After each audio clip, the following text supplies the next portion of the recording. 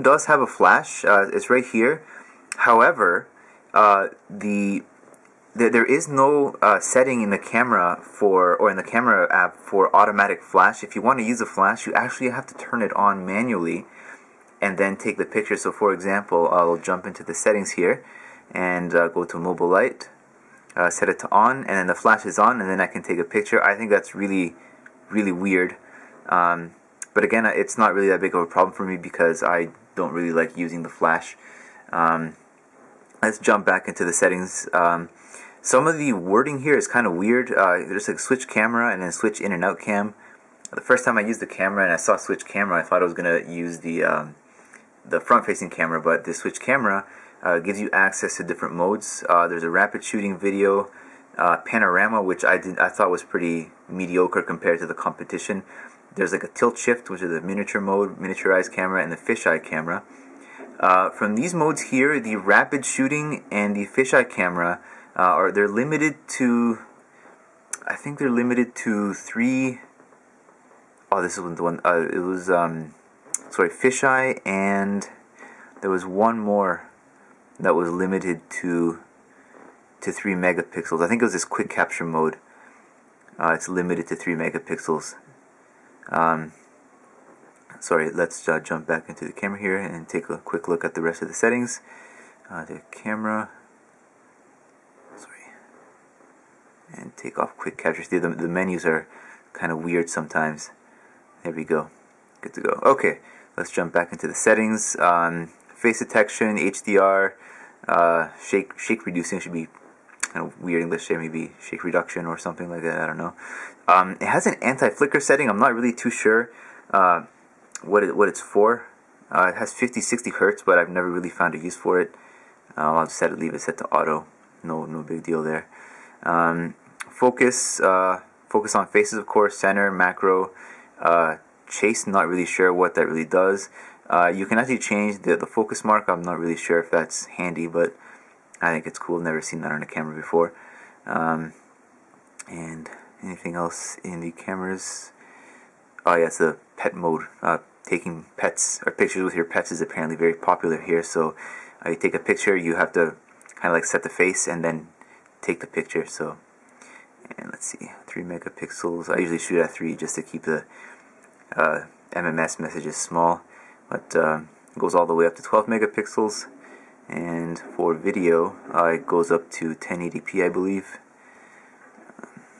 There we go, full size HD, yeah, 1080p, 720p, and your other smaller non-HD sizes.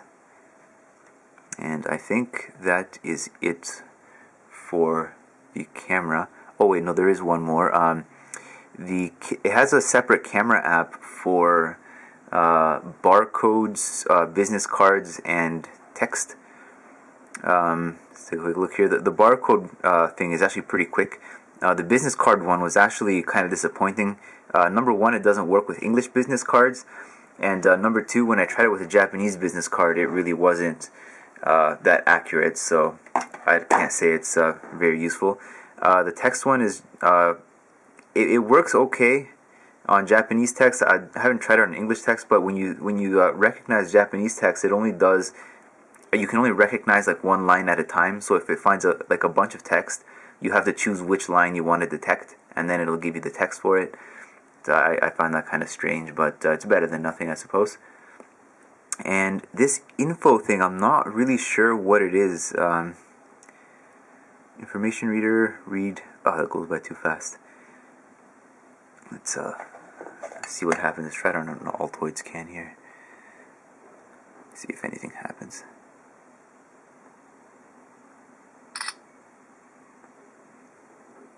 No, I'm not really sure what it does. I'll take a look at that later.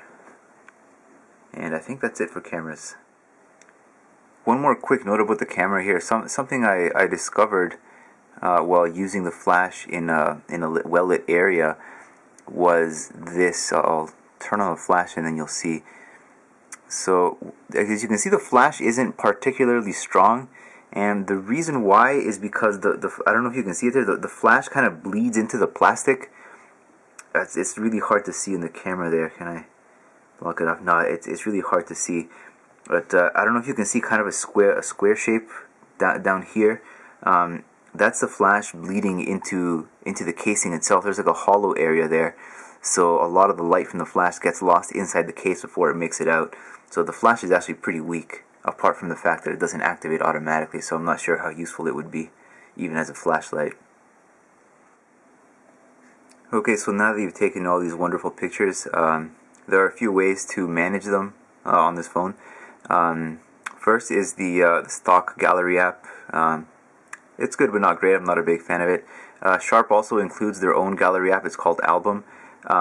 It does have some nice features. It has face detection. It also has events, so you can create events. And it also has direct integration to Google Maps. It's really similar to what Apple does with iPhoto and their own photo app on iOS. The only problem with the Album and the gallery, they both have one fatal flaw for me, and that's the how you sort the pictures. You can only sort it by date, or by file date rather, I think it is. You can't do it by file name or by the tag. For me, that's a big issue because I copied all the pictures I have here now. I copied from my Galaxy Nexus, so the file, I think it goes by file dates, and the picture orders are all messed up. Other photo apps like QuickPic, they let you sort by file name, which is very handy for me. And the other problem is neither app supports auto-rotating the picture depending on the size of the picture. Like in QuickPic, if it's a picture taken horizontally, it'll rotate it automatically, so I don't have to keep disabling the automatic screen rotation. So that kind of puts a damper on things. Also included is this, I don't know if you can see there, Contents Manager. It's basically just a file manager which happens to organize or put all your pictures, movies, and music in one place. It's not that great. If you need a good file manager, I suggest you try Solid Explorer. I think it's much better, more features as well. Alright, taking a quick look at music. Included is the regular Google Play Music app. It's a lot better than the hunk of junk that comes, or that's made by Sharp. Let me fire it up here for a minute. Every time you start the app, it does this, and sometimes it takes upwards of 10 seconds.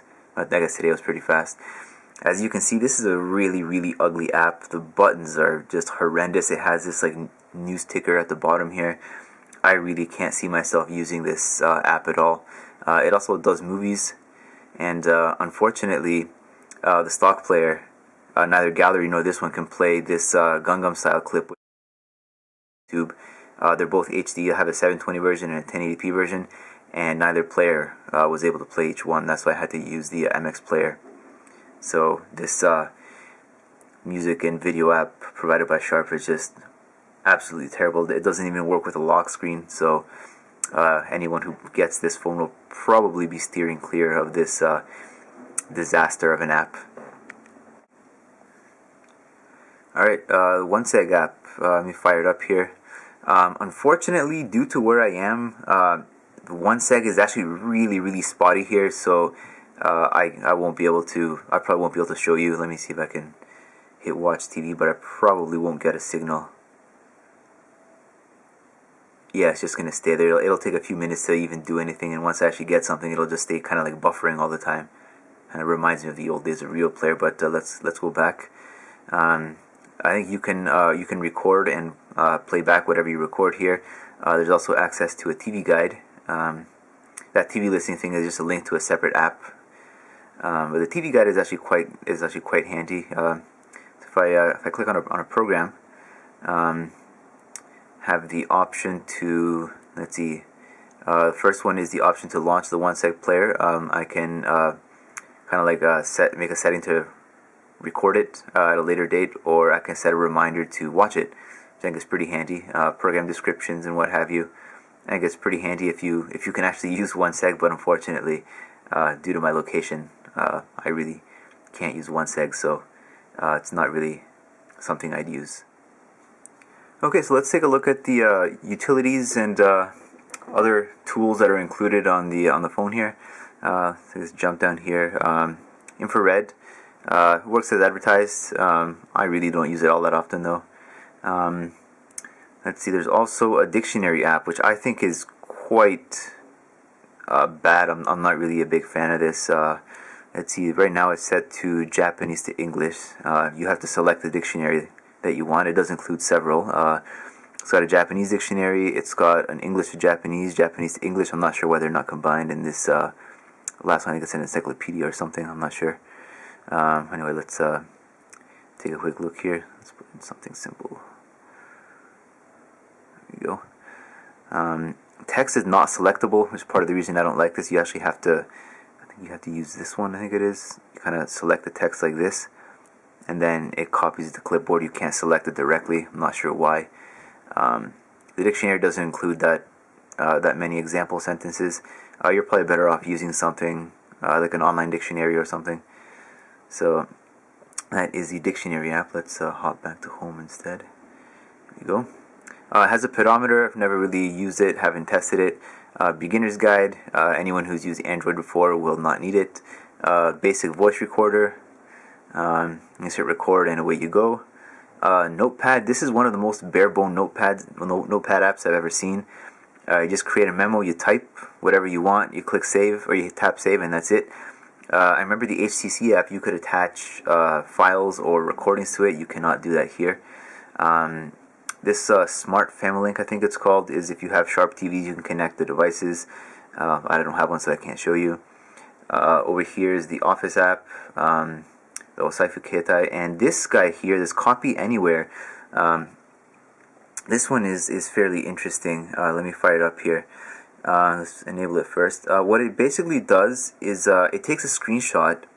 You draw a shape on the screen, and it will try and do OCR on the text. But I found that it doesn't really work that well. So let's try it here. So you copy anywhere. It takes a screenshot, then you draw the circle. So let's draw a circle here, and it'll try and recognize. So as you can see, the results weren't really that great. Missed the space there. The first time I tried it on a website, and the string, I think it was $24.99 came out with a $sign. It had the $sign in front, and it recognized it as, I think, 524.gg or something. So it really wasn't that useful. So I guess I'll just disable it, and I shall never speak of it or use it again. Okay, now for the last batch of apps here. The camera reader I already showed you. The phone, oddly enough, never really used it before. Oddly enough, I don't use this. Probably the feature or the part of the smartphone I use the least. It has a clock app, which thankfully has a stopwatch and timer. And I'm looking at you, Google, with your shitty ass clock app, which has no features. So I'm really happy with this. It's nice not to have to download a separate app for timer and stopwatch or whatever.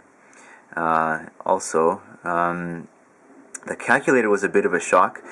It's nice looking, but this is all the functionality you get. It's not a scientific calculator, and there's no setting to change it.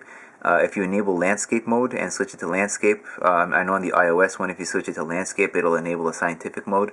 But here, you turn it to landscape, you get the exact same buttons, just it looks nice on landscape, and that's all they changed. And also,